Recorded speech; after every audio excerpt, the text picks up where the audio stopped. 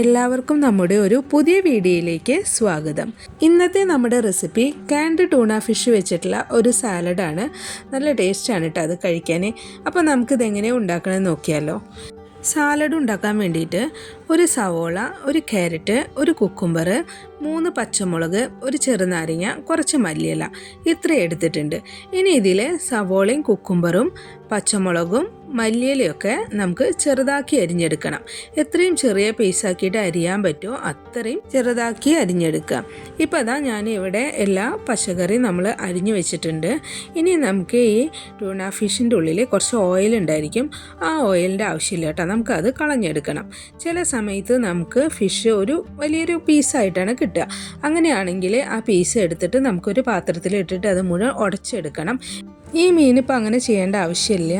ഇനി ഇതിൽ വലിയ വല്ല പീസും വല്ലതുണ്ടെങ്കിൽ നമുക്കിതൊന്ന് സ്പൂൺ വെച്ചിട്ടൊന്ന് ഇങ്ങനെ ഉടച്ചെടുക്കാം.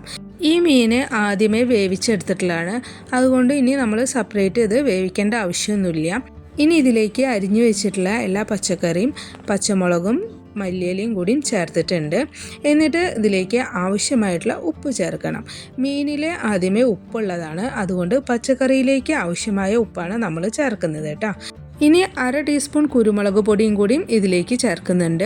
എരിവൊക്കെ നിങ്ങളുടെ ഇഷ്ടത്തിനനുസരിച്ച് ഇട്ടാൽ മതി.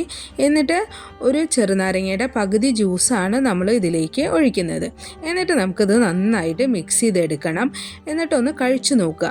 അതിൽ ഉപ്പിൻ്റെയോ അല്ലെങ്കിൽ പുളിയുടെയോ ഒക്കെ കുറവുണ്ടെങ്കിൽ കുറച്ച് ഉപ്പ് ചേർക്കുക. അതുപോലെ പുളിയുടെ കുറവുണ്ടെങ്കിൽ കുറച്ച് ചെറുനാരങ്ങ നീരും കൂടിയും ചേർക്കുക കേട്ടോ.